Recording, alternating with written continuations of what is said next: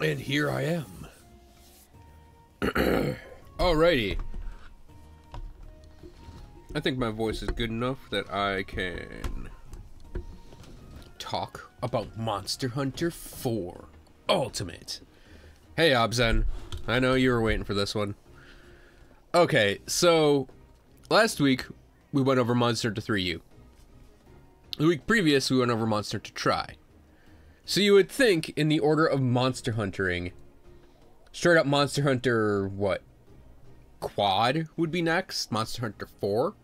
Well, Monster Hunter 4 wasn't released in America. It was a 3DS game. Japan only. For whatever reason, Capcom didn't want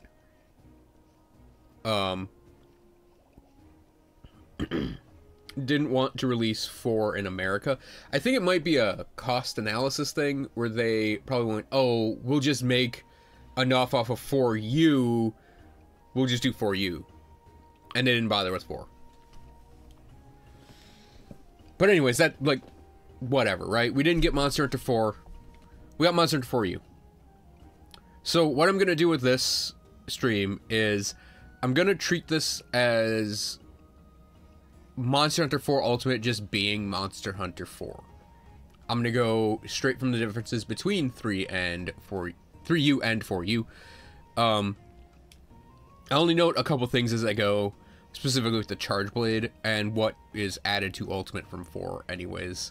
So, to get started, we're in the first new city, Valharbor. Valharbor is your starting location in this game. It's basically a big, busy marketplace of a street. Your house is over here. Right next to it is probably my favorite, and I know a lot of people's favorites for guild ladies, the Guild Marm. Over here is the smithy. And Little Miss Forge, who you actually meet later in the game and who joins you. The Wycoon. Hey, Jalen. The Wycoon is where we do our trading through multiplying items. Also straight up trading materials. And in this game, you can actually trade materials for from certain monsters to other monsters. So if we wanted, like, if we wanted Volvodon parts or Barioth parts, we'd have a monster in this game that is essentially an equivalent that we'll get the traded parts for.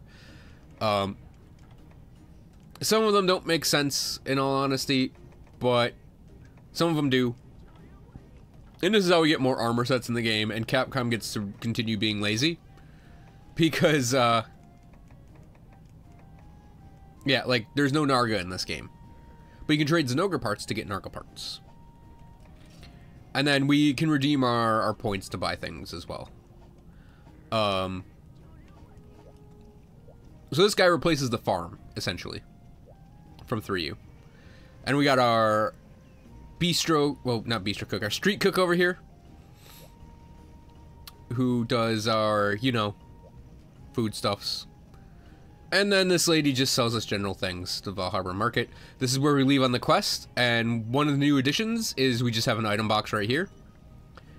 And then down here is the guild hall, and they did the thing that 3U did, where you have a dedicated guild hall to all your stuff. It's just a bit better organized. Whoop. Now there's a guild hall for low rank and G rank. Low rank / high rank and G rank. And that's the low rank, high rank one. So the thing that happened in this game was it had a very, very, very story driven, by Monster Hunter standards, single player mode. So I mentioned you pick up Little Miss Forge here, and she joins you. And then Ace Gunner, Ace Hunter, Ace Cadet, there are all these characters around that show up and give you quests, or they'll be part of this story in some way. So the first place we go to is Valharbor. I always have trouble saying it. Hi there. The second place we go to is... was it Cathar? No, it's Hearth. So, as you progress... excuse me. As you progress in 4U, you end up in different places. So this is Hearth. It's basically all of the stuff from Valhalla organized differently. For what it's worth, I appreciate the effort that Capcom put into this to have all of your guys basically just be here in different places. When you first come here, the lava's not on, and part of the story is getting it to work again so they can do forging. And that actually activates the volcano, because the volcano is actually a repeat of a location in this game. Much to a lot of people's chagrins, including mine. There's a location called Sodden Hollow that turns into Volcanic Hollow, which, if you play Generations, you know the map. Then, the third place we go is Chico Sands, I think? Yep, Chico Sands. This is a relaxing beach, and you may... oh, he has something to say to me.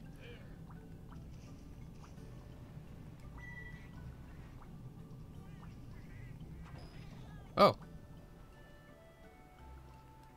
I think he gave me a quest. What do you have to say to me?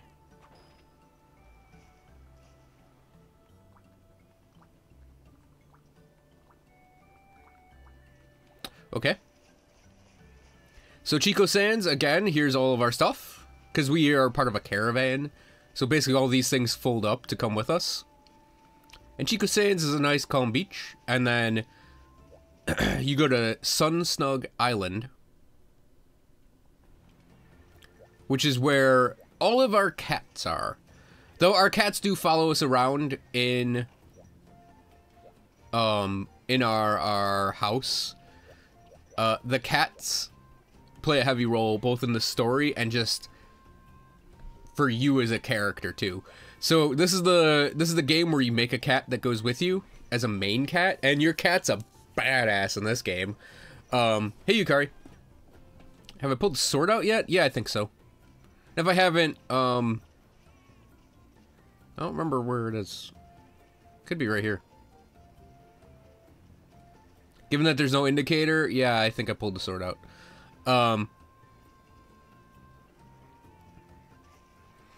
Yeah, your cats, this is a game where you heavily train them, you assign them to do things, etc, etc, etc.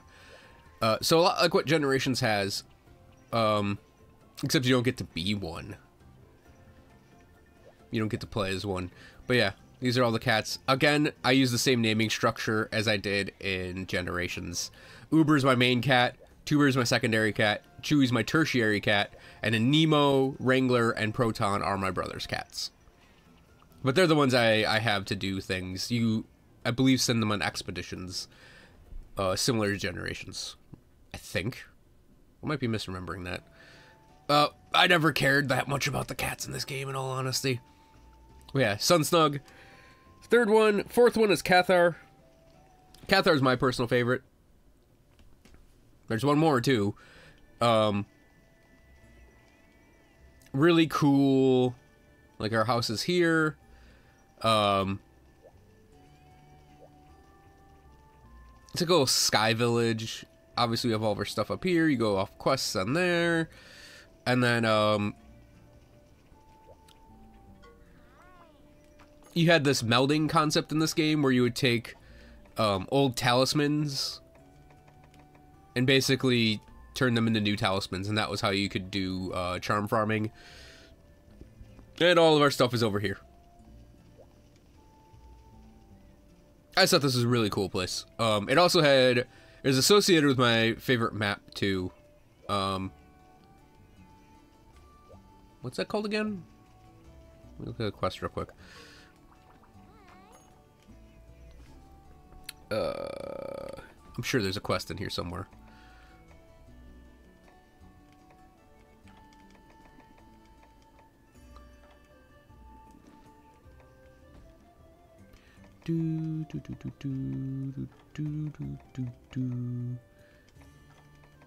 Oh, Heavenly Mount. That's it.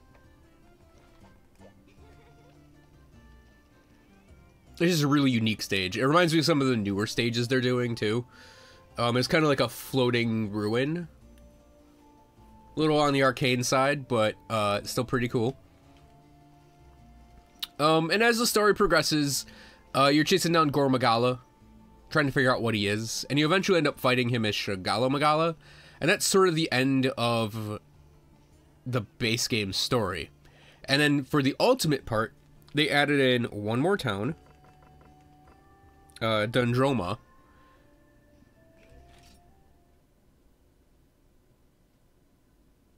And this is sort of associated with the higher ranks. You have a research assistant, and here you research Y-stones, which are sort of these things you put on your weapons to disable the frenzy on monsters, and fight the apex monsters. I hated that concept. But yeah, this is, I think, from an older game, and it's kind of boring, honestly. But yeah, we can get a look at it by running around here. You can see everything is in a big old ring. And then up here we have the G rank gathering hall, which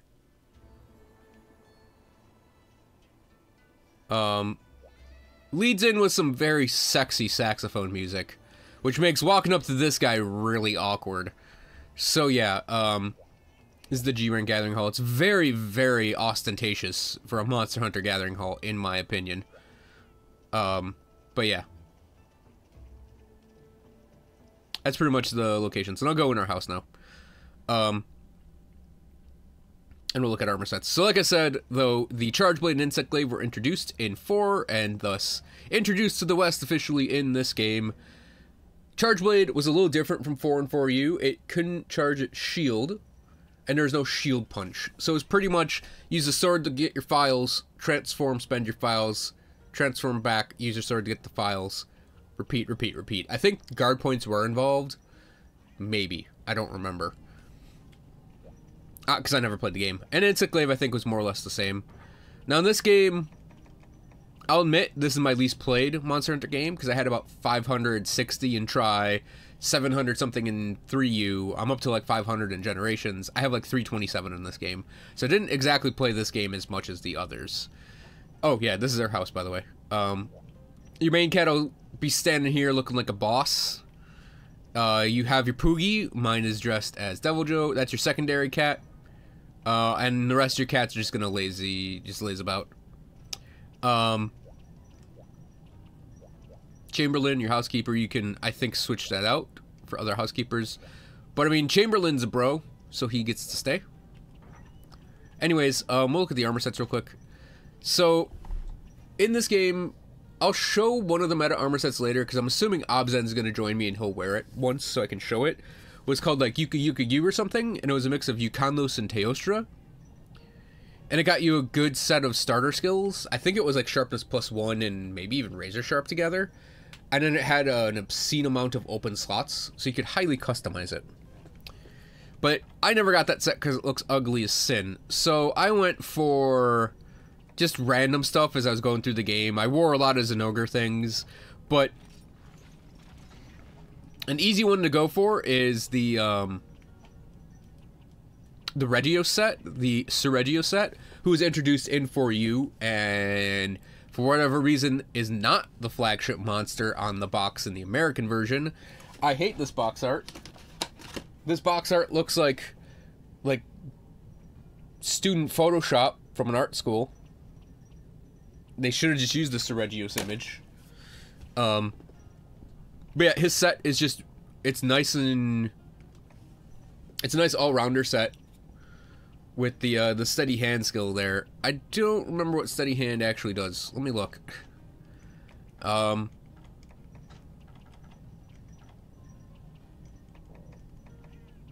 Edgelore. Oh, it's Mind's Eye and Razor Sharp. So yeah, you get Slow Sharpener, big deal, right? You get Constitution +2, I gemmed in Bombardier, Negate Bleeding, and Razor Sharp and Mind's Eye. So that's just really good as a starter set when you get to G rank. And you can even use the high rank version. Wait. Yeah, he was in high rank. I threw in bomb boost and evasion +1, and the slicing S up is irrelevant here. Just for a little added damage on a blast weapon, which I'm using the Teostra Espada. But yeah, Radius X worked really well as a sort of entry-level set for G rank. And then the other one to go for is the Star Knight set. So let's put this on. Star Knight set by default had Challenger +2, Rodeo God, and I think Steady Hand.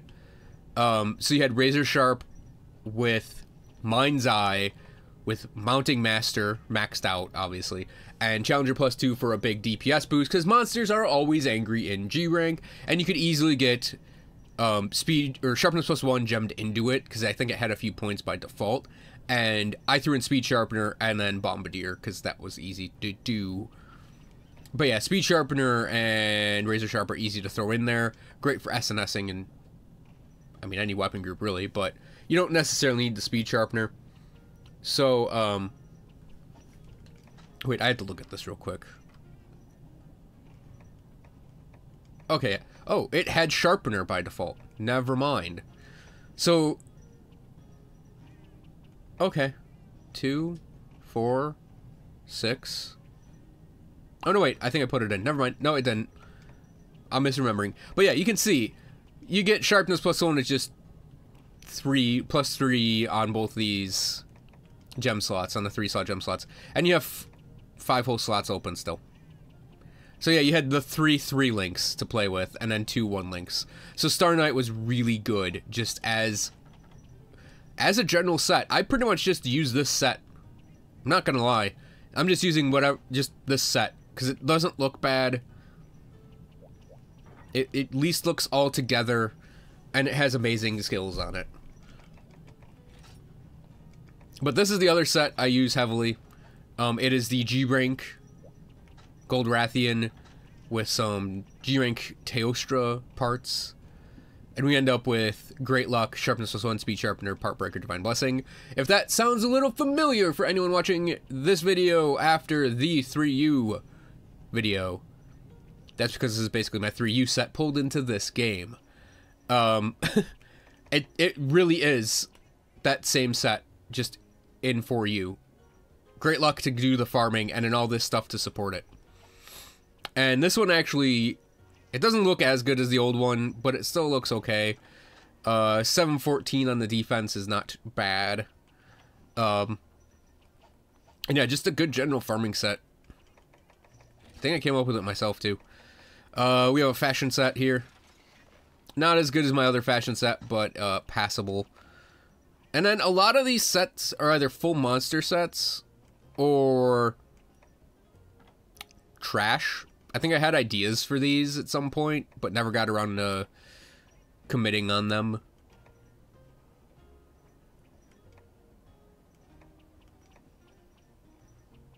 Pierce Heavy Bowgun.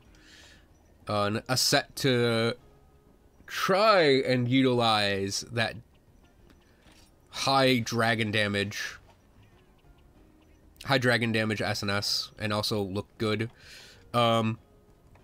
Never got around to elemental sets because I pretty much just used...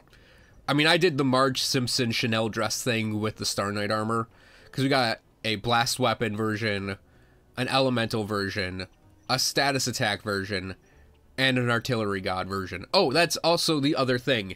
In this game, there were higher than large bonuses. So there's artillery god instead of just artillery novice and artillery expert. There's attack up extra large instead of just attack up small, medium, and large. Here's the Gogma set that Obzin and I were talking about the other day. Looks really cool. Sort of like an oil vampire almost. And there were a lot of combined skills in this game, so Enlightened Blade was elemental / status attack up and awaken. And that's another thing about this game.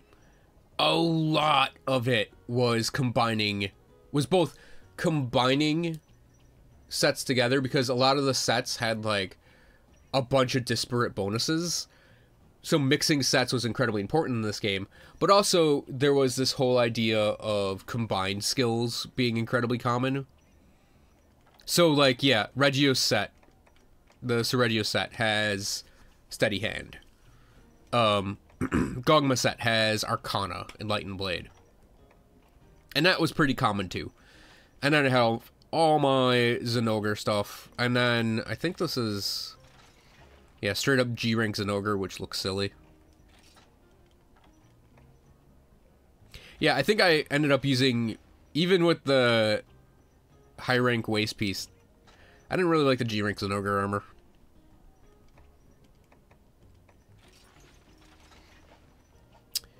So anyways, that's my armor sets. I didn't really do a lot of armor set building in this game. Like, you pretty much just wore whatever meta stuff you could think of, and then just went. It was really dull to me. So the other thing I'll point out, you can see it on the small screen here. We have high rank expeditions, normal expeditions, and G rank expeditions.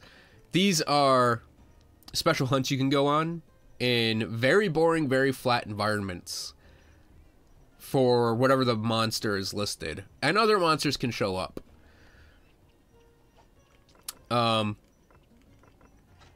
And you caught or killed the monsters, and you finished the expedition and came back to town. It replaced free hunts. The thing that happened with these is you could get a quest out of it, and as you posted the quest, you could level it up. As you did the quest, you leveled it up. They could go up to level 150, at which point the monsters were obscenely overpowered.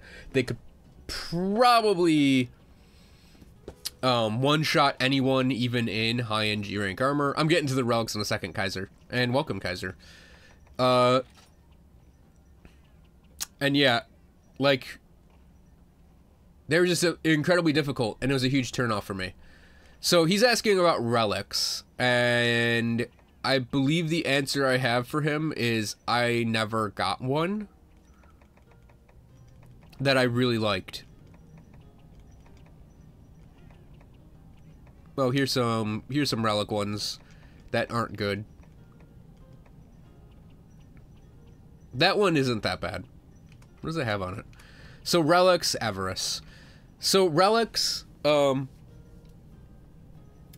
didn't craft these. They dropped randomly from these high-end quests. Oh, 140? Was it 140, not 150? Close enough. And these relics could be incredibly powerful weapons or armor. And they had a lot of those combined skills on them, and you could actually mix and match your relics with sets and things. To unlock certain skills. And likewise, the weapons had things too. So this says +6, was it, to avarice. I don't remember what avarice does. In addition to having high raw, purple sharpness with sharpness +1, and affinity, water elemental. I think you have to clean them, and that's what you do in Hearth. And then they become usable after you get the rust off. But I don't even think I committed to that on anything relic related, because I really didn't like them. I didn't even do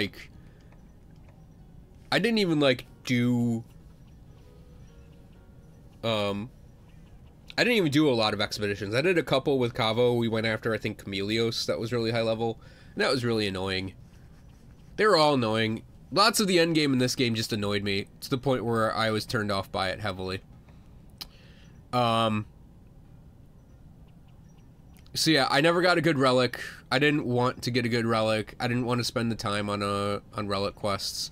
Well, I have a lot of worn hammers, and I should probably... Oh, I have a lot of worn stuff in... Oh. I don't know why I kept all that worn stuff around. Hey, do you know Dewey? Or do you know Dewey? Okay, I got you. I got your name. Look at it at a corner of my eye, and then I'm like, I'm going to say that name in one go, and I don't. So anyways, yeah. The expedition system I wasn't a fan of. I didn't like finding my gear. I wanted to craft it. It's very not Monster Hunter-y to me to do that. So I never got involved in it. I never searched out doing it. Yeah. So I can't answer that question, Kaiser, because I don't like relics. I think this helmet maybe was clean. Yeah, I could equip that helmet if I wanted to. For Arcana +5. I don't think I ever got to using it, though.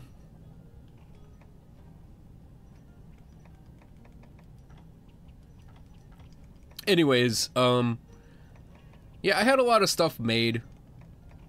A lot of stuff that wasn't upgraded. Because, like, this game was very meta-heavy from what I recall, too. I just didn't like it. Didn't like having to conform to a meta.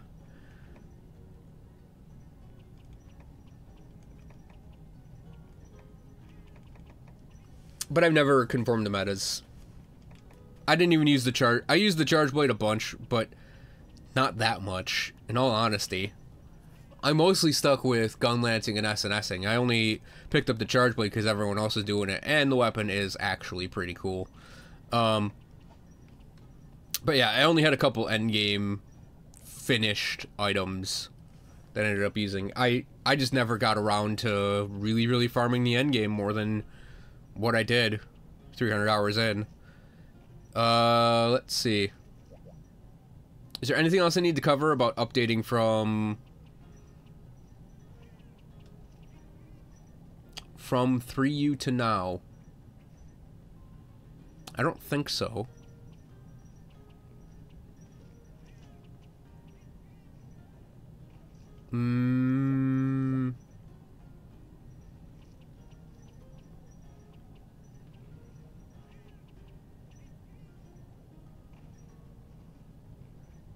Obzin, can you think of anything I missed? 'Cause I don't think there's anything I missed. Oh, yeah, there's one thing. I looked at it and I said I had to bring this up. So this game brought in item sets. And you can see I have General versus Steve. Oh yeah, so Seregios, the box art monster, his nickname. Oh yeah, the verticality. I'll go into that when I go on a sample quest. Anyways, you got way more item sets in this game than you do in Generations. But yeah, Seregios is nicknamed Steve because on the forums when his image was leaked, or maybe it was when his paw print was leaked or shown, I think Yuri on the official Capcom forums nicknamed him Steve, and that name stuck. So versus Steve is for Seregios. It's specifically the moss wine jerky to get rid of bleeding. We have a cool drinks and hot drinks set, some gathering stuff. Oh, guild quests. This is the... There's a reason I had a specific setup for those guild quests. Oh, I think it was to have the bug nets in there. Yeah. Then a transport quest thing. Oh yeah, a set specifically for Gogmazios, because you don't need a lot of stuff on his thing. I had a peak performance set to keep myself topped off for peak performance. But yeah,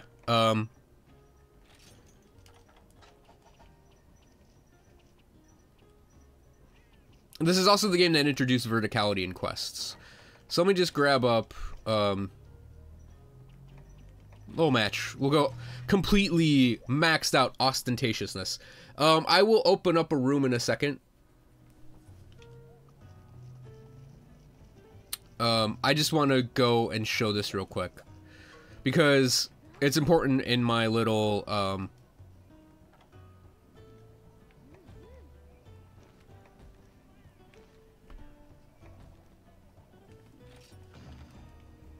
let's do a harvest tour.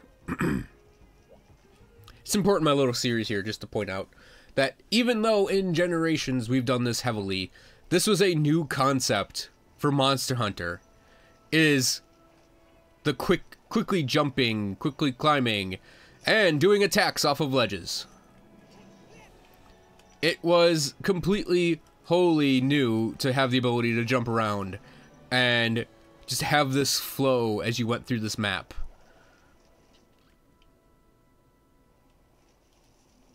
So having, you know, ledges where you hopped off them, could do your jump attacks. Having all of the movement you get out of this game was completely and totally new. As was the climbing. I'm going over to this area to point out the part that I actually don't like about it. And that's map design. But I appreciate the effort Capcom put into this, because that's not the area I was thinking of, but we'll go down here anyways.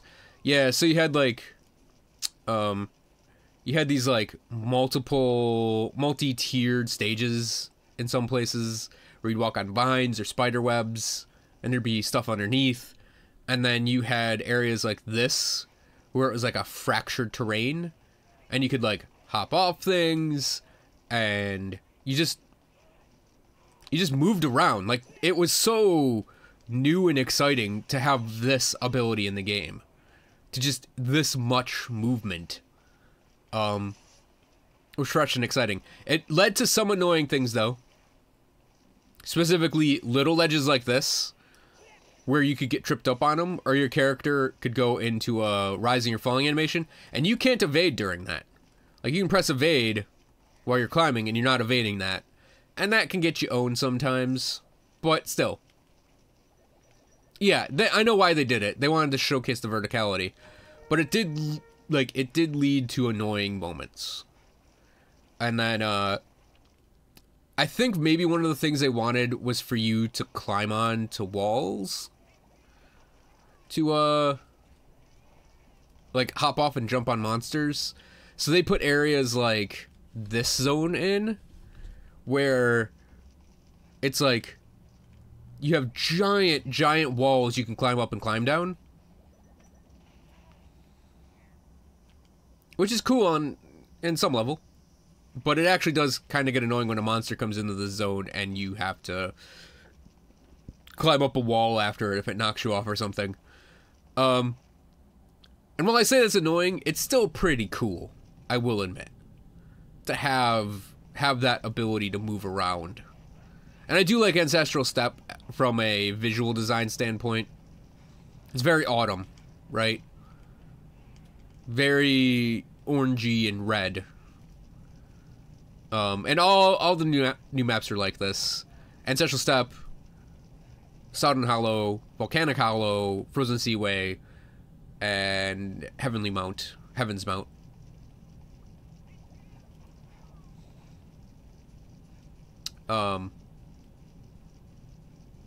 Yeah, that's pretty much going to cover stages, I think, and all the changes. So yeah, all the stuff we see in Generations, which I will cover next week, even though we've been playing it a lot lately. All the stuff you see in Generations was developed in this game. And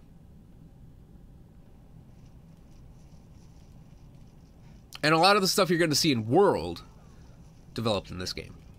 And 4 and 4U. I'm going to refer to this game as the next step forward, because it really was in America.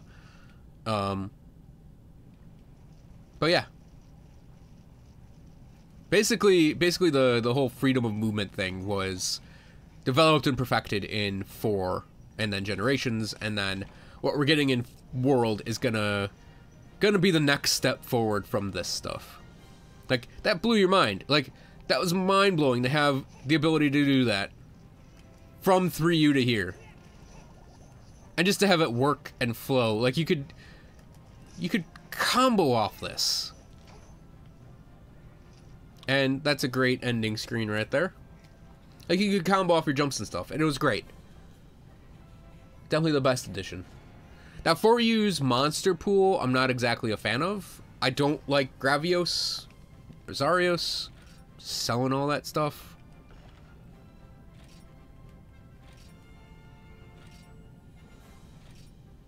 Yeah, that was another side quest thing. But for the most part, the game's enjoyable. It's a Monster Hunter game. It's just there were a couple things that they maybe went too far in too many places. Or too far in a few places, not too many places, that maybe detracted, at least for me personally, from the game. Otherwise, pretty good developments as a whole. Yeah, exactly, Obson. The new monsters were great. The second gen monsters...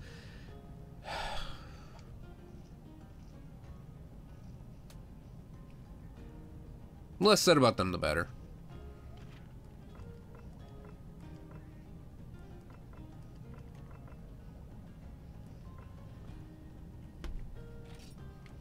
I'm going through the multiplayer setup.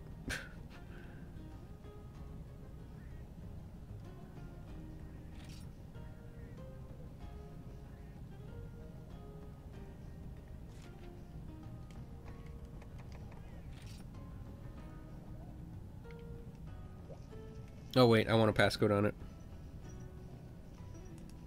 There was a way to do that, right?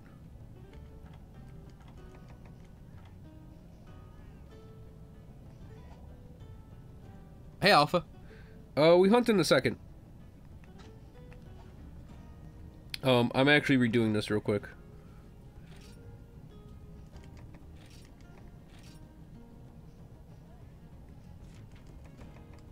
There we go.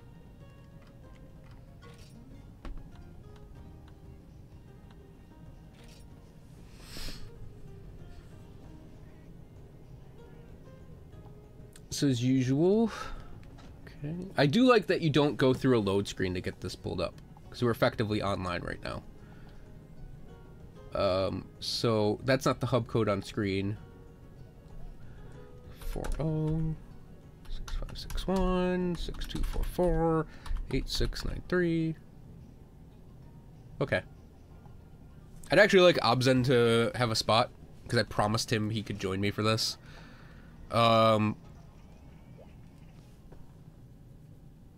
I'd obviously prefer no guild hunts. Hey, Arya. But you guys can pretty much pick anything, because I don't care about anything in this game anymore. Not to sound like a jerk.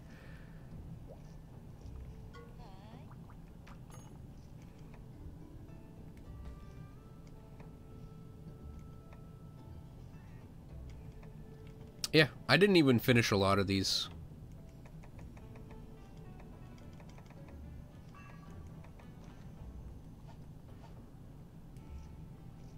Oh yeah, let's show. I'm gonna show this set that Obzen has. That's obviously Obzen. Yeah, so Yuki, you did Yukanlos G rank, Yukanlos helmet, gloves, and boots, Teostra chest and waist, and you got a lot out of it. I think it was sharpness +1, mind's eye, and attack up large. Maybe weakness exploit as well, or at least close to it. And look at that slotting. You got an absurd amount of slots out of this. What's the default on that, Obzen? Hey, Karach. Wait, is that Karach? No, it's not Karach, that's W. Hey, Warzu. Welcome. There's just a regular that has a neon name. I just assume the neon name is him. Yeah, but you could get a crazy set built out of it relatively easily.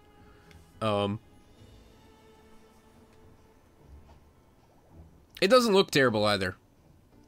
I mean, I don't like the appeal visually, but I don't have room to talk given what I'm wearing right now. Anyways, moving along.